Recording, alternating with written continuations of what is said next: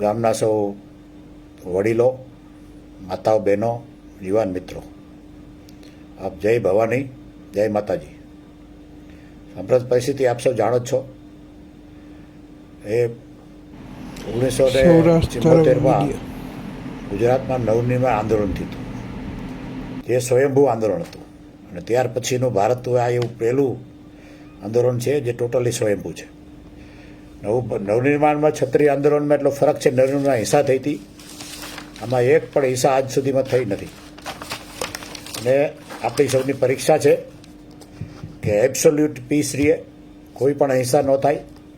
આમાં આપણે સૌથી મોટી વાત એ છે કે ભારતીય ઇતિહાસમાં પહેલી વખત 100% ક્ષત્રિયોની એકતા થઈ છે. લાખો કરોડો ક્ષત્રિયોની એકતા થઈ છે, અને એ જાળવી રાખવાની છે. આપણે શિસ્ત આપણું ઘરેણું છે. એટલે આ અભિયાનમાં, આ આંદોલનમાં 100% એકતા, ધૈર્ય, અહિંસા, સત્ય એને આપણે વળગી રહેવાનું છે. અને શિસ્ત આપણે જાળવવાનું છે, દ્રઢતા રાખવાની છે. શિસ્ત હશે તો આપણને સિદ્ધિ મળવાની જ છે. મિત્રો, આપણો હેતુ છે વધારે સંખ્યામાં મતદાન કરવાનો, અને મતદાન દ્વારા આપણો વિરોધ દર્શાવવાનો. આપણે એના ઉપર જ ધ્યાન આપશું. કોઈ પણ જાતની હિંસા, કોઈ પણ જાતની અશિસ્ત આપણે નહીં કરીએ, એવી આપ સૌને વિનંતી કરું છું. મુખ્ય દુઃખ એ વાતનું છે કે એક જેનો વ્યવસાય નર્તકીનો છે એવા હેમા માલિનીને કોકે કાંઈક કહ્યું તો આખા સત્તા પક્ષના, આખા દેશના માણસો તૂટી પડ્યા કે નારી સન્માન, નારી સન્માન, નારી સન્માન. પણ જે રાજપૂતાણી વિશે જે બોલવામાં આવ્યું, એ રાજપૂતાણી, જેમાંના એક રાજપૂતાણી નાયકા દેવીએ સમગ્ર ગુજરાતને 1178માં મોહમ્મદ ઘોરીને હરાવીને સમગ્ર દેશને બચાવ્યો હતો, સમગ્ર દેશને. અને 1192માં ભારત દેશ ગુલામ થઈ ગયો તો ગુજરાત 108 વર્ષ સુધી ગુલામ નહોતું રહ્યું, કારણ કે ઘોરીને હરાવ્યો હતો એ નાયકા દેવી. જે ચિત્તોડગઢમાં 1303માં 16,000 રાજપૂતાણીઓએ, સન્નારીઓએ જોહર કર્યું હતું. 1535માં 13,000 સન્નારીઓએ જોહર કર્યું હતું.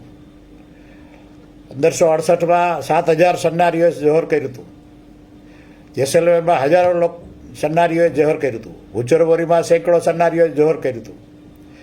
એટલે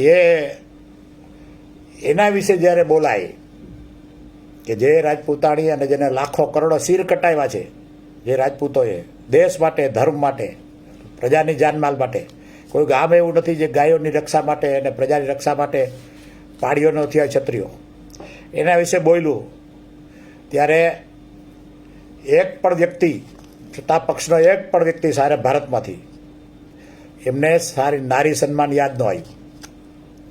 એટલે આ પ્રજાએ જોવાનું છે કે જેને લીધે આજે કદાચ આ દેશનો ધર્મ અને સંસ્કૃતિ જળવાયા છે, તો એકમાત્ર ક્ષત્રિયોનો સતત સંઘર્ષ, સતત બલિદાન રહ્યા છે.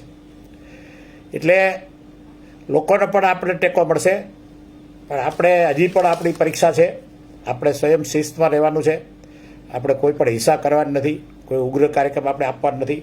આપણે એક જ બાબતનું ધ્યાન છે, મતપેટી ઉપર, અને એમાં જ આપ સૌ બરાબર એકાગ્રતા રાખો એવી હું આપને વિનંતી કરું છું, અને આપની પાસે અપેક્ષા પણ રાખું છું.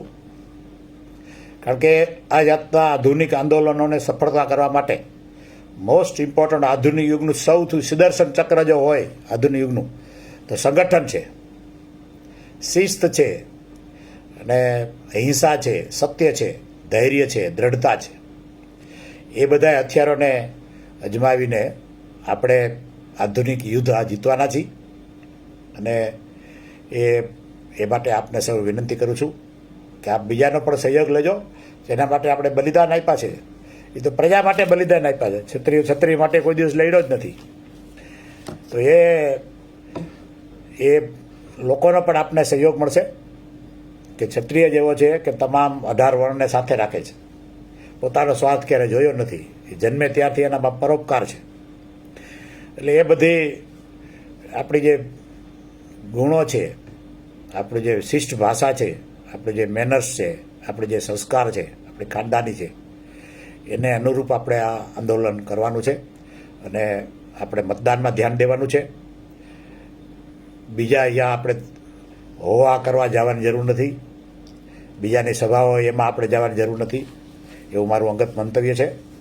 આપ સૌ અને ધ્યાનમાં લેશો અને વધારે વધારે મતદાન કરીને આપણો વિરોધ દર્શાવશો એ આપ જાણું છું અને આપ સૌને પણ વિનંતી પણ કરું છું કે આ 7મી મે વધારે વધારે સંખ્યામાં મતદાન કરી અને આપણી એકતા દર્શાવો.